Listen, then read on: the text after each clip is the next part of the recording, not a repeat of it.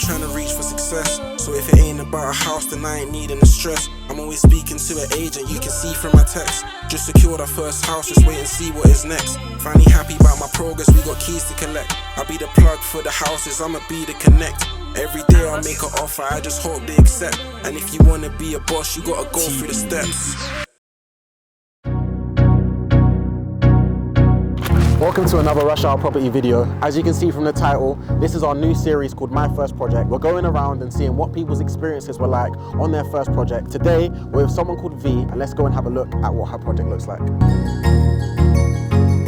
Okay guys, this is the first room, this is the living room. You can tell it's quite spacious. I really like the colours and how everything's set. What do you think of the property? I mean, the first thing I can see is the fireplace, which I really like. I like the fireplace, the colours that you can see on it, and you guys won't know at home, but it's really, really warm, so as you can tell, it's working. The colour scheme, as you just mentioned, I think there's a lot of complementary colours in here. So obviously you've got the sofa that's here, then behind you there is, it's like a dark green, like an emerald green there, and the pillows are the same colour. So I think they've gone for a specific colour scheme for this room, which I really like. It's not something you see all the time. So even little touches right there, you can see. Yeah, I realised that they kept the chimney breast in. Usually knock them out, add more room, but I think keeping it in actually made it look better. Obviously you can have the shelves there, TV comes out a bit more, and obviously touch of Rocky said, the little fireplace. Overall, it's a very, very nice room, nice size, and like I said before, colour scheme's great. One thing that I think I would change is the flooring. I love marble flooring, but this one doesn't quite do it for me, and it does run into the kitchen, as you'll see in a moment. But yeah, that's the only thing that I would change. Matt, what about you? For me, what I think is just a little bit of colour. Like, I'm more of a neutral type person, so I like my greys, my blacks, and more whites. Especially if you're trying to fit the property, you need to be more neutral.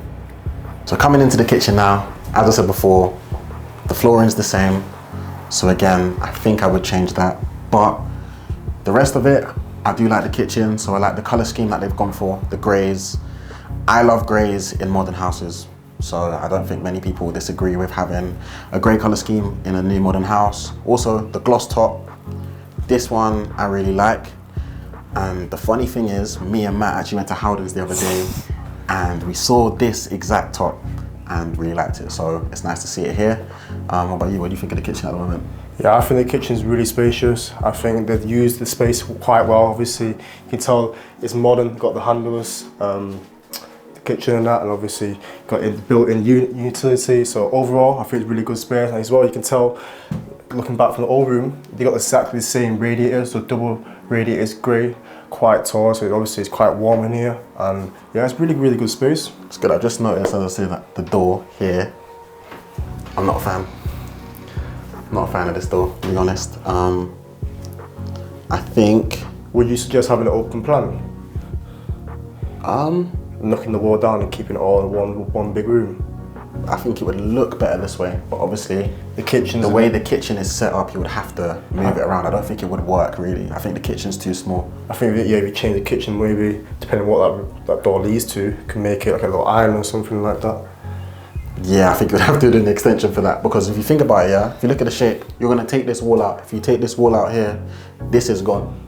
So now all you have really to play with is an L kitchen here. You go through this door, it leads to the garden. From here, I can see the garden is very spacious and has a lot of potential. I would go outside, but you can tell the weather's not good because it's England. So that's downstairs done. Let's go upstairs and see if downstairs is just as good as upstairs. So now we're coming into the master bedroom.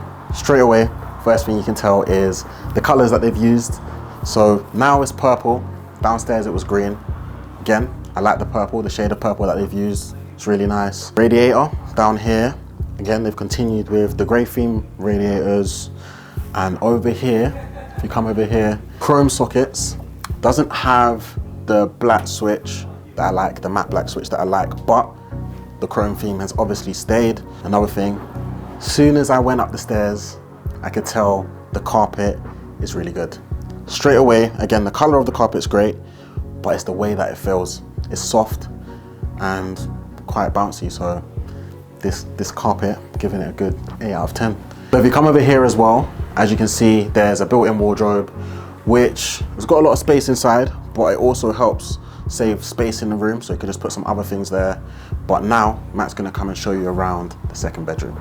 So guys, we're in the second bedroom. You can tell it's quite spacious. It's just as nearly big as a master bedroom. I really like the lights. As well as you can tell the radiator is quite similar, so it run out throughout the house. It's great, double rad. I like the carpet, it's really soft. You can even sleep on it, like if you really wanted to. You can tell in terms of the colour, they've gone out for the white and obviously they've gone for the blue. As you can tell, the window's quite large, so it lets in a lot of light. Obviously you've got the view of the gardens, which is really nice. So let's go take a look at the bathroom, let's see what that looks like. Guys, behind me you can tell it's a bathroom. They've done the space really, really well. It's a 3-piece. You can tell they've done tiles floor to ceiling. They went for the white and grey finish. I think they utilised the space really well, and overall I really, really like it. We stepped onto the landing, and over here we've got some more storage. What house doesn't need storage? If you look up again over here, there's a loft. Again, more storage. The architrave around the loft. Originally I thought it was black, but it's actually like a really, really dark grey. So again, that kind of keeps the theme of the house, because there's grey, the carpets are grey, kitchen's grey. Really like that. Stairs, you got the banisters, which is chrome. That goes with the chrome switches, like I've been saying. So yeah, my opinion on that upstairs is that I really like it. We're gonna go downstairs, speak to V, and see how she made £80,000 on her first project. So now you've had a look at the house, I guess now it's time to find out about how the house was actually purchased. So what's the story behind the purchase of this property? Oh, so basically, I was 19 and I was pregnant, homeless with 2 black bags and my little brother.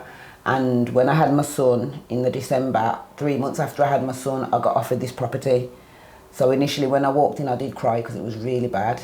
And everyone was just like, think about the vision and stuff. So yeah, that's how I got the property, through the council.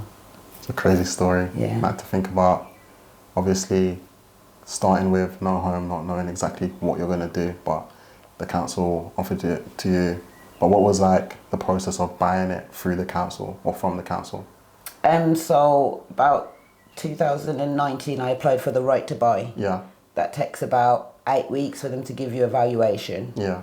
So they gave me my valuation, but because of COVID, it meant that the valuation was extended. Okay. So even though the house prices went up, then my offer didn't. Okay. So I had a valuation of like 90,000 and I paid 52,400. Wow. That's a deal already. So then obviously adding the value through the refurb, and then obviously after you've owned it 5 years, you unlock another 30 odd grand that's been held because of the discount. Yeah. Again, on top of that. So when I initially done this property, it was to do other properties, but then obviously I got the contracts that I'm doing now. So that's bringing me like just under £1,000 a day. Okay. So I'm not going to refinance it as I was straight away. I'm just going to because when you don't refinance or have it unencumbered, then when you want other finance or projects, you can get 100% no money down, because you can use this as your security, and then they give you the 75%, so that's the whole 100%. And then that means you can just do more projects and stuff without ever having to take out any finance on this and still generate cash without a penny. I like that. That's clever, that. It's creative. We have to do that ourselves. Yeah, no, it's very creative. So what's the breakdown of the numbers then? So what did you purchase it for? So I bought it 52,400. I've spent say 40, including furniture, 40,000, and obviously you can see I'm a bit up there. So and then I had it valued about 2 months ago, and it was 167,000. That's when I was going to pull out money. At that time I was told I could have pulled out 80 grand. Yeah, wow. Yeah, but then obviously I wanted to finish the refurb first. And obviously because this was my first personal one, but I was working on a couple of client projects. So we had a very astute client in Mailbox in Birmingham, doing a full refurb for him. So that's why I more took my time with this, as it wasn't really a priority there, it was a priority, Yeah, how much do you think the refurb would have costed if you wasn't a builder? Do you think it would have been... Yeah, a lot more, because we saved a lot of money, because obviously me and my son went into business as partners in 2020 or 2021. So basically we started off just doing investor money, a few rent-to-rents and stuff. Then we kind of come out the rent-to-rent, serviced accommodation space, and went more into just helping investors. Yeah. Because we found that we have that when we go network, and we always leave with a new investor. That's another video wrapped for Rush Hour Property. Hope you guys enjoyed it. We've got a lot more in the pipeline, so make sure you like, comment and subscribe, and see you soon.